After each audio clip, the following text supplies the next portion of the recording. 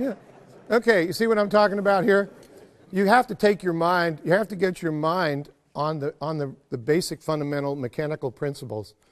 Trumpet is mechanical, it's not musical. You're musical, and you bring into this inanimate object a reflection of that musicality.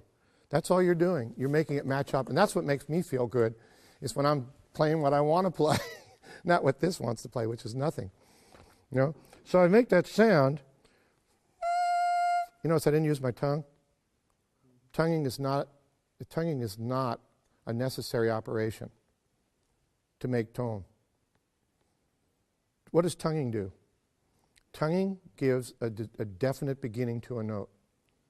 So does air, but tonguing is more accepted by music than air attacks are, so we use our tongue. And we coordinate that, and maybe we do it in time, you know, almost like marching, metronomic. We coordinate these activities.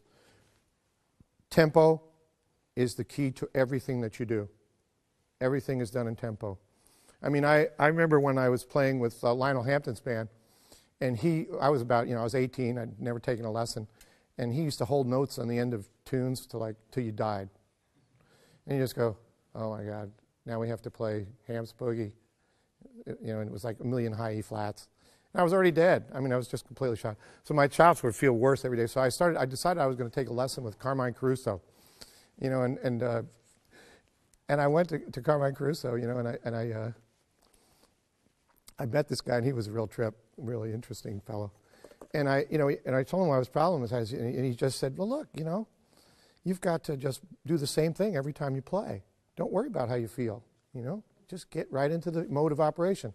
If you take the same breath, like if I do this, when I do this lead pipe exercise, see, it energizes my air, my lips, and everything. And of course, you don't want it to sound, you have to get the right sound. You know, you can't go.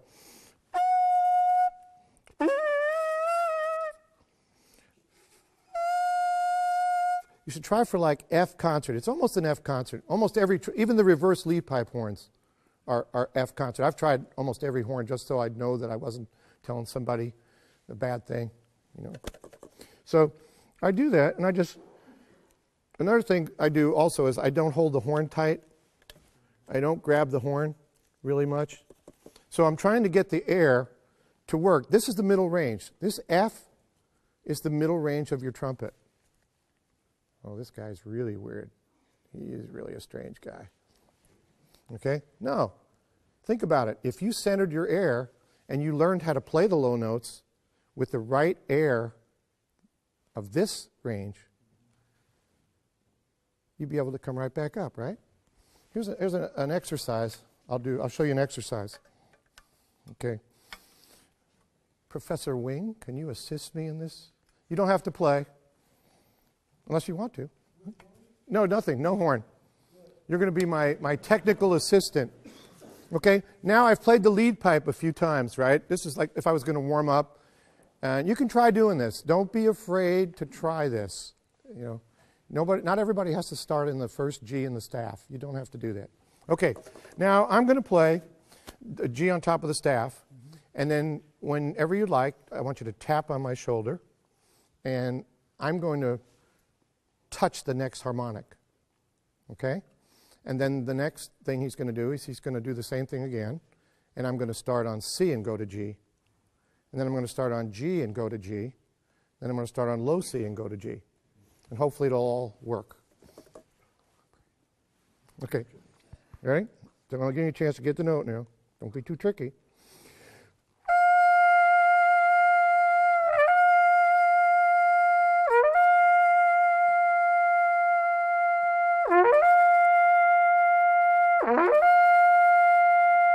See, so I've never left the G. Thank you very much. Thank you, sir. Perfect assistant. Yeah. So basically, you see the way I'm approaching the trumpet? I have a norm. I have a norm. I take a breath. I play the norm. Now, if you have a norm, what can you do from mathematics? You can something from the norm. I love math. Deviate from the norm. Yes, you deviate from the norm without losing the norm. When you lose the norm, you've started the vicious skidding process. It's not if you're going to crash, it's when you're going to crash. See? So you have to stay balanced. You have to stay in this controlled position. Now, if you take the same type breath, and everybody works on breathing exercises, everybody, we're all experts at breathing because we've done it since we were born. So it's not necessary to get too crazy about this, that you're going to go take so much breath that you're going to get dizzy and stuff. No, you work with your teacher. They know how much breath you should take, and give you a really good idea of the breathing. I do all kinds of little different exercises. They're all good, okay? You take your breath, you blow out, you're blowing out the same intensity.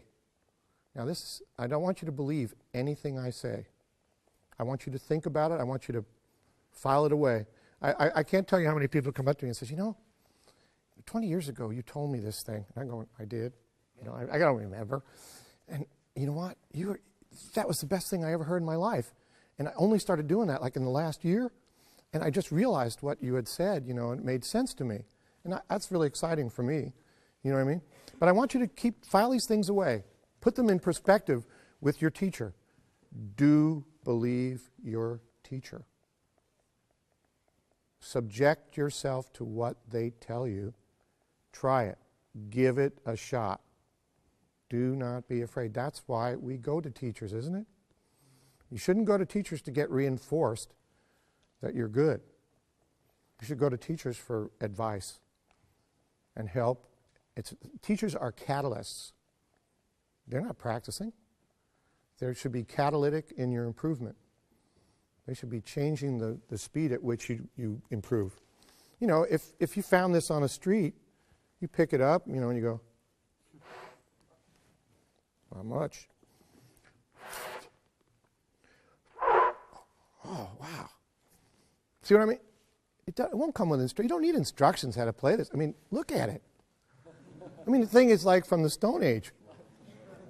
Eventually, you'd figure out how to make a noise on the thing. See what I mean? Don't lose that. That is so important. And I can tell some people are thinking, yeah, I've sort of gotten off from this. I got to get simpler. You know what I mean? Yeah, you do.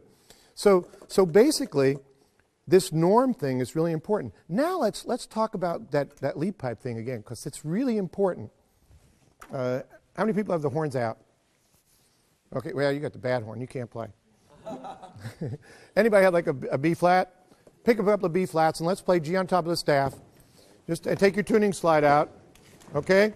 And this is, if it's your first note, great, because maybe you'll feel differently than you have and maybe it'll be better. Okay? Here we go. I'm going to count. We're going to hold this note. I want you to experience this. I'm not going to give you any instructions. You don't need instructions. All you need is to blow. And hold. See what I just tried to do? What did I do? I tried to let the spit out of my horn. See, I told you I wasn't the brightest light on the block. Okay, I'm ready now. I emptied the spit. Here we go.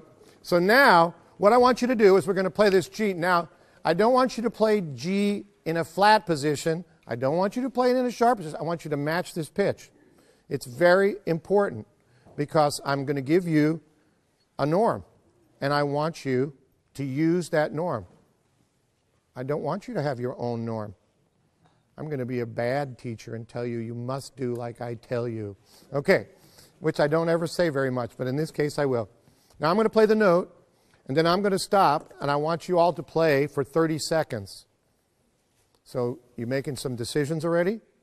You thinking about your breath? All of you are highly experienced trumpet people. Make good choices before you play. You don't want to be the Wile E. Coyote of trumpet, do you? What does he do? He leaps before he looks, right? He ends up where? Oh, no. Oh. In a little puff of smoke after he's fallen 500 feet into the... Yeah, because he made a decision, and then he had to live with it because he was already over the cliff. Make your decisions before you blow, before you breathe. Practice half as much. Consider what you want to do the other half. Don't just play all the time. You can't think when you're playing until you've given it some consideration. Sing F concert. Great. Good place to start. Who sang the high one? Correct. Oh, that Greg. I should have known it was you. Yeah, Greg's great. Yeah, because it's the right range. See, most people go, do. Now that's the trombone note, isn't it? Yeah, that's the trombone note. You'd be great trombone players, all of you. Yeah. Ooh, doo. Arbin. Okay, here we go. Ready?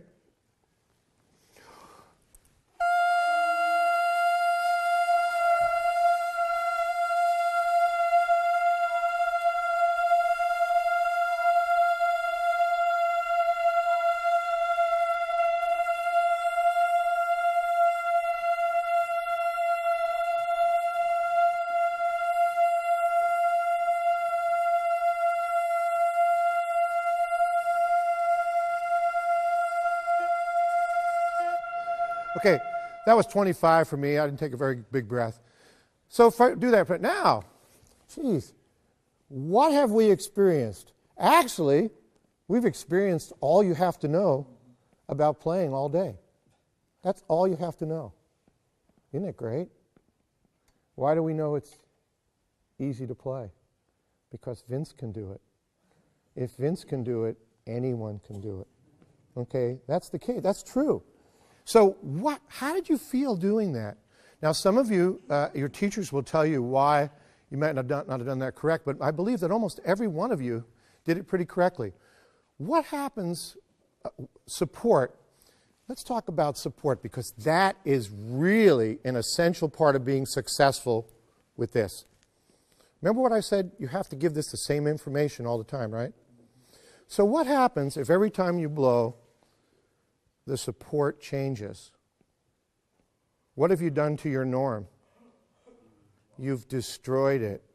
Yeah, you've destroyed it. So in other words, if you're maintaining your norm by changing, squeezing your lips more, blowing harder, real hard, it's going to be bad. Now, everybody should have felt like you were supporting more each second that you were playing, right? Because you weren't thinking about playing any notes. You were just thinking about playing this stupid lead pipe. Yeah. See, this is like a little game. And you play that lead pipe, support is a, what do they call that, the reverse thing? That when one thing increases, the other one decreases? Or vice versa? What? Inverse proportion. That's it, yes. Okay, so as the length of the note, this one note, continues, your support is more. I don't want you to believe me. I just want you to think about it. All right, yeah. Do you ever think about it as distance you travel? That's for higher and lower notes for me. For higher and lower notes, you have the same time to travel a greater distance. So I really start to move the air. I think of it that way, okay? But let's talk about this now, because this is the key. Now, if the air is entering your mouth or going through your mouth, right? This oral cavity, and it starts at the same insistence, what are your chances of playing all the other notes accurately? Good. Because then every time you put your tongue in the same position, high or low, the same note's going to come out. The P word, practice, comes into hand. But what happens if every time you move, how many people have done this? You play a passage, the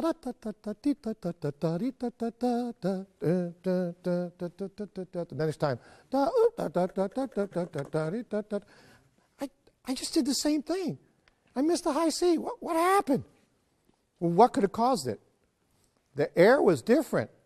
You did the same tongue motion, and you got a B flat, right? Yeah, oh, that's depressing. Trust me, I know. I still make these mistakes, but it's not for lack of trying. You know, you've got to stay on this. That's what we practice. We practice exercises from a technical standpoint. We practice emotional exercises, hopefully. Okay? So basically, if I put my foot here, right, and somebody says, move your foot a foot.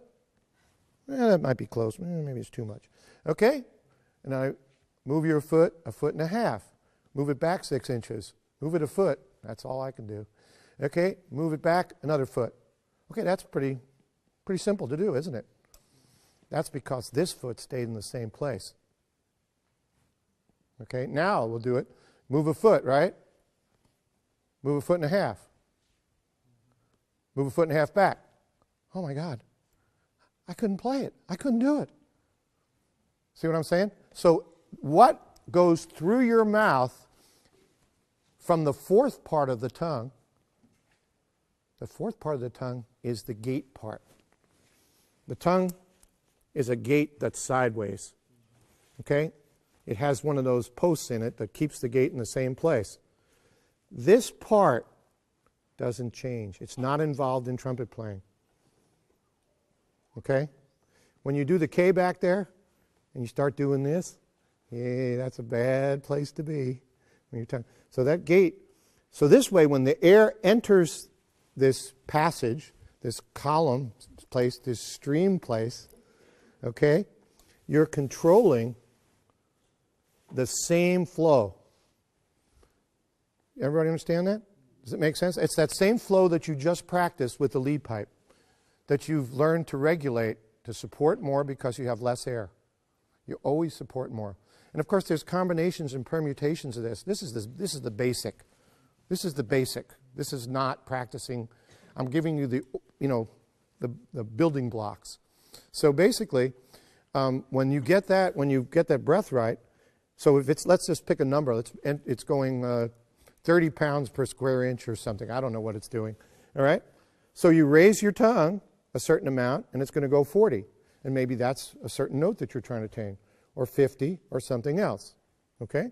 And you lower it, and it's going to go less pounds per square inch. And then you're going to hit those partials that these horns are built to play. All 7 of them.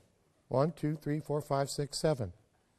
You have 1 mouthpiece, 1 bell, and 7 trumpets. And they all have to be able to be played with the same breath. So you have to have something that has the same resonance to it. See? Otherwise you're going to have all kinds of problems when you move the valves. Yeah. So basically, that's what I'm doing when I'm practicing exercises. Now when I have my students practice, once they're kind of done their warm-up, developmental period. I don't even call it a warm-up. I hate the word warm-up. I don't like it. It implies what? Almost like mindless thought. I'm warming up. No, it's a developmental time. It's warming up, but it's development. You're developing, you're getting the mind to work with the instrument, to be expressive, technical and musical. Technical and musical. Okay?